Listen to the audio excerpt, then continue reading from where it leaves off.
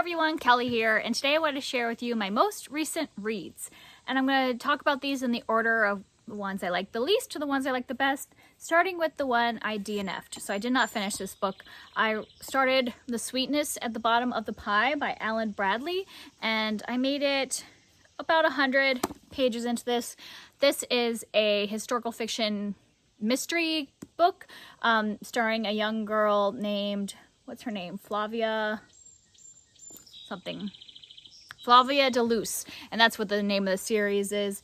And all these books follow this young girl who's kind of a genius chemist young girl that just happens upon dead bodies, I guess. At least in this book, she happens along a dead body, and so she gets put in the middle of a murder investigation.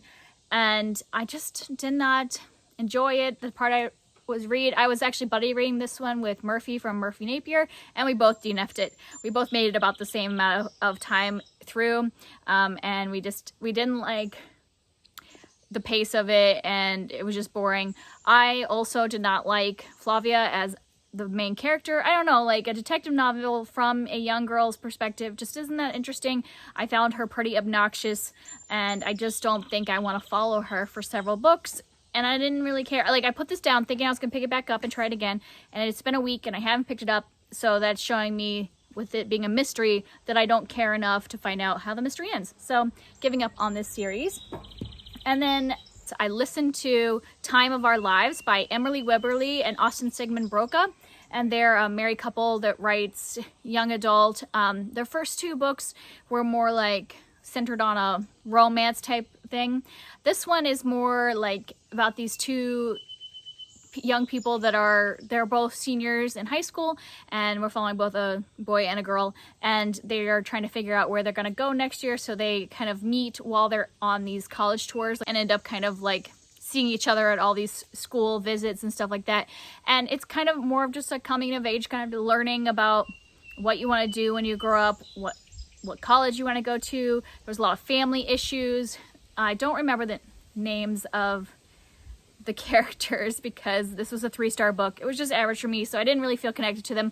But the boy is dealing with the fact that he wants to stay close to home because his mother has early onset Alzheimer's, and he doesn't want to leave her, but she's the one that's telling him to go and check out all these schools because she wants him to live his life. And then the girl we're following, she comes from a very large family, and they want her to stay close to home and be still part of the family, or she wants to get far away from them to live her own life. So they're kind of like coming from opposite perspectives. And I don't know, like I feel bad giving this a 3-star book because I don't think it was bad. I just think it wasn't really the book for me. I mean, sometimes you can read a young adult book as an adult and really connect with the characters and like understand what they're going through with family and all that stuff. But I just don't think I'm interested in like people struggling to figure out what they're doing about going to college. I just didn't find that to be a very interesting plot. I did like the way that they connected with each other. Like, it wasn't like an instant love kind of thing. It was just kind of them making a connection over these visits, and them like just kind of, it's like one of those moments where you meet somebody and you feel instantly connected to them, like you could talk to them. So it didn't really feel like instant love. It was more just like an instant connection. And I did enjoy that part of the story, but I just didn't really care so much about the college stuff. But I think it was fine. I just liked their other two books better. And then the next one was a bit of a disappointment to me, and that is Anne of Ingleside by Ellen Montgomery. This is book 6 in the Anne of Green Gables series, and I have been giving almost all the books either 4 or 5 stars, mostly 5 stars, and this one was a 3-star, which was sad. I just didn't find that interesting. At this point in the series, Anne has several children, and this book more focused on the children, which I didn't have a problem with that, but the problem is the first, 5 books are pretty much following Anne's perspective, so we have one protagonist that we're following through all these struggles. This one, we're following her children. Like, each chapter sometimes is from a different child's perspective. I mean, it's still third person, but we're following that child's adventures, and there are a lot of children. I don't even remember, like, I keep getting them confused. She has like 5 or 6 kids, and I don't even think I could tell you all of their names or their ages. So it was a little too much, like following that many people, and these children like all of their friends are horrible people. So like that's what it would be like. One chapter, one of the girls would have this like really conniving, lying friend, and she would find out that she's a liar. And then the next one, like one of the boys would find out that like the people that he was sent off to stay with are bullies and stuff like that. And I'm like, every single person that these kids interact with are horrible people. So it just wasn't that fun to read because it was just like a bunch of horrible children that Anne's children were encountering. There were some little glimpses of Anne's life and her marriage and stuff like that, and those parts I really enjoyed, but overall this was just average for me. I'm hoping the next one will be a little better. I know it follows her children again, but maybe they'll have some more adventures instead of just horrible friends. And then the other 3-star book was The Storied Life of A.J. Fikry by Gabrielle Zevin. And this is a contemporary book about a man who is a widow and he owns a bookstore. He and his wife own this bookstore together. Then she passed away. And so he's going through a lot of like depression and, you know, turning to alcohol and things like that, just having a hard time.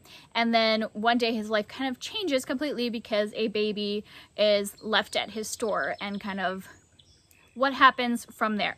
The first half of this book I was really enjoying. I was really interested in his life and his backstory and his grief and like how his life was changing through this young girl named Maya that came suddenly into his life and he wasn't expecting that occurrence. And so I really enjoyed that, and if the book had just followed that trajectory I would have liked it. But the second half took a big turn. I don't want to spoil you, so I'm not gonna tell you, but I did not like the turn it went into. It kind of turned from an interesting book like about family and grief and all that stuff and people's lives changing into a Nicholas Sparks book. Is basically how it felt like to me. And I just didn't enjoy the second half. I didn't like it, so it went from probably what would have been a solid like 4-star book into a 3-star, maybe even teetering into the 2-star territory by the time we get to the end of this. And there is like a romance in this that I just felt like was really rushed and I just didn't feel invested in it at all. And so that part, like I think everything was just kind of rushed in the second half of the book and wasn't necessarily necessary. I think we could have followed a more simple plot line of this man changing his outlook in life and it would have been better.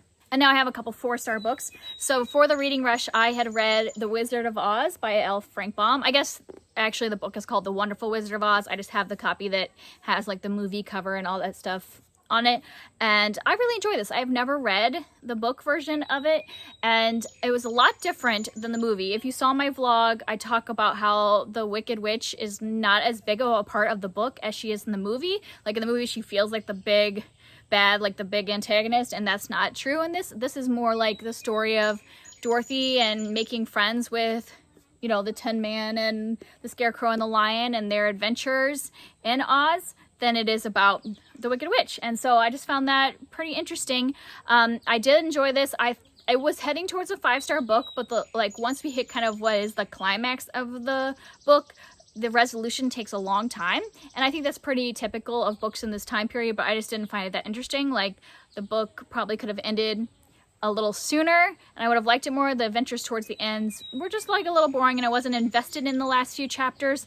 But overall, I just really enjoyed this. I'm excited to read this with my kids someday and then watch the movie together when they get a little older, because there is some content that I don't think they're ready for at this age. But when they get to like elementary school, I could see us having fun because this is kind of a fun story to read aloud. So I didn't know if it's other people's edition, but in my edition, there's a little introduction written by L. Frank Baum that actually is talking about how fairy tales used to be like really moralistic and kind of dark and all that stuff, and how he wanted to write a book that wasn't about morals, that was just fun and adventures.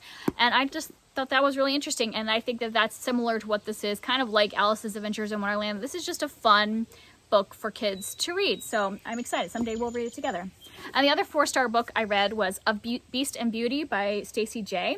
And I had no plans to pick this up. This was one of those where I had a ton of books that I was in the middle of reading. Like I was probably currently reading like 5 books, and I really wanted an audiobook, and none of the audiobooks I was listening to were something I was interested in. I just wanted a romance, and not like a contemporary romance, something kind of like Lunar Chronicles where it's like a fantastical book but that has a focus on romance. And I just was having a hard time finding anything that I owned or whatever, but then I saw that I owned this book and I could get the audiobook from my library right away. And I knew this was a fantastical romance story, so I picked it up. This is also a Beauty and the Beast retelling, and I love Beauty and the Beast retelling, so I really enjoyed this one. I gave it 4 stars. I don't think it was like perfect literature or anything like that, but if you're just looking for a fun fantasy romance that has some deeper moments, I think this one is really good. So what it's about is it's about this Princess Isra who she has grown up very isolated. Her father has kept her in this tower because she's different than a lot of the other people in their city, and he doesn't want them to know about her. And she's also blind, so she doesn't really know like everything that's going on in her city. She just knows one day she will be queen of her kingdom. And so we're following her, and then we're following this man named Jem who lives out in the desert. Their city's in a dome, and he lives in the desert outside of the dome. And his people, he calls them the desert people, but then the people in the city call them monstrous because they're living out in the desert and stuff like that. Over time they have adapted to have scales and look a lot different than the people that live under the dome. So the two factions of people are very against each other, and one day Jem is caught by the king's guards and brought to the dungeon or whatever, like brought to be a prisoner, and he and the princess meet, and they're at odds, of course, at first, and getting to know each other. So it's like Beauty and the Beast in the fact that, like, you know, there's somebody that's captive of somebody else, and them getting to know each other, like at odds at first and getting to know each other. But I also really enjoy how this book never really pinpoints which one is the beauty and which one is the beast, that they both have the qualities that are contained in those characters in the original story. And I just really enjoyed that, how they kind of go back and forth between being those characters. And I liked the way their relationship developed over this book. This is very heavy on the romance, but it's not like insta love at all. Like, it takes a lot to build, and I really enjoyed the buildup of it. And I also really enjoyed kind of the broader conversation that it seemed like the author was getting at. It had a bigger allegory about the way when you are the reigning class and you are like in your, you know, golden tower, how you might think everything is the way you've been taught and that these other people are lesser than or whatever, but that when you get exposed to people from this lesser class, you find out that they're just humans like you are and all that stuff. So there was like a bigger story kind of about that. And I just really enjoyed it. I thought it was a good time. It probably won't be my new favorite or anything, but I think it's worth the read if you like fantasy and romance and Beauty and the Beast retellings. And now I have 3 5-star books to talk about. All of these I read during the reading rush. I had like a great reading rush experience. I only had 1 3-star book, and then the rest of the books I read were 4 and 5-star books. So real quick, because I know I talked about these in my vlog, I read The Outsiders by SE Hinton, and this is a classic, one of the first like young adult books, I guess, written by SE Hinton when she was in her teens. So she was only 16 when she wrote that, and I think that it actually works in her favor because we're hearing this whole story from Ponyboy's perspective, and he's a 14-year-old boy that's part of the Greasers, part of this gang, and like this book is a lot about the like conflict between the Greasers and the Socias, who are kind of like the upper class or upper middle class boys in their area. And so there's a lot of that conflict, but I think there's a deeper message here about the way the family interacts, like Ponyboy and his brothers, because they're on their own, their parents are gone, so it's just he and his brothers taking care of each other. And then also just like the bonds between the boys and their group. I just thought it was a really good story. I felt for Ponyboy. I cried at one point in this book. Like, I really love this. I really want to watch the movie because I know I watched it when I was like in high school and I just don't remember anything about it. And it has a lot of famous people back in the 80s when they were younger. And I just loved this book. I could see myself rereading this. It was short, but it was very impactful, I thought. And then another 5-star book I read was The Murder of Roger Ackroyd by Agatha Christie. This is a Perot book. I think it's number 4 if you're going in like her order. And I don't normally like the Perot books, but this one I enjoyed because it wasn't from Hastings' point of view. If you've read other Perot books, a lot of them are written from his kind of sidekick's point of view, Hastings. And I just really hate the dynamic between Perot and Hastings. But there's no Hastings in this. So if you also don't like Hastings, this might be the book for you. Because in this one, Poirot is living in a different place, and he's kind of trying to be under the cover and not let anybody know he's, you know, a detective. And then we're following this doctor from this small town, and Roger Ackroyd dies towards the beginning of this. He's a good friend of the doctor, and somehow the doctor finds out that his neighbor Poirot that just moved in used to be an investigator of like private detective kind of person. So he enlists his help to find out who the murderer is. And I just was interested the whole time in this. I thought the cast of characters was really interesting. I loved like hearing the doctor and his sister interact. Like the main character we're following, he has this sister that's like kind of the town gossip, and the way they interacted with each other was just really funny, like a interesting brother-sister dynamic. And yeah, a lot of great characters. I did not see the ending coming on this one, so I just found it really interesting. A lot of Agatha Christie books have a big info dump at the end, and this one did not feel as info dumpy as normal. Like, yes, there's like a solution at the end, and Poirot like kind of spouting what the solution is, but I didn't feel like it was an info dump. It was like more of a shock to me and like an interesting layout of how he came about it. So I would highly recommend this if you want a Poirot book to pick up. And then the last one I want to talk about is My Sister the Serial Killer by Oyinkan Braithwaite.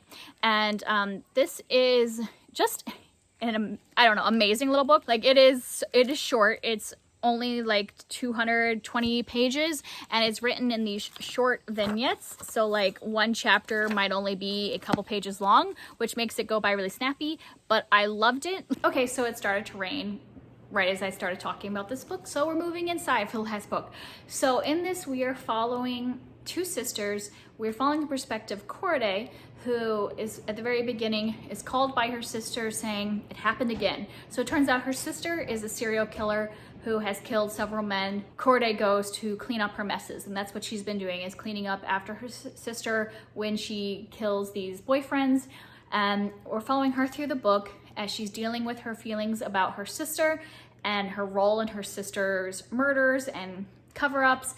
And then her sister starts dating a new guy who Corday knows, and she wants to figure out how she can save this guy from the same fate as the other men, and also like maintain her relationship with her sister. I wouldn't call this a thriller. I think it's categorized as a thriller and mystery. There's no mystery. It's really more of a dark family drama, and I just loved being in Corday's mind and like her working through this. You find out so much about the sister's relationship in the past, what kind of probably turned her sister into this serial killer, and like what's happened in her family, how the family dynamics work now. There's a lot about their culture in Nigeria, and I just felt like it was a really like rich book about like culture and family and good and evil, or like good and bad, like choices and things like that, and like what to do with those choices in your life.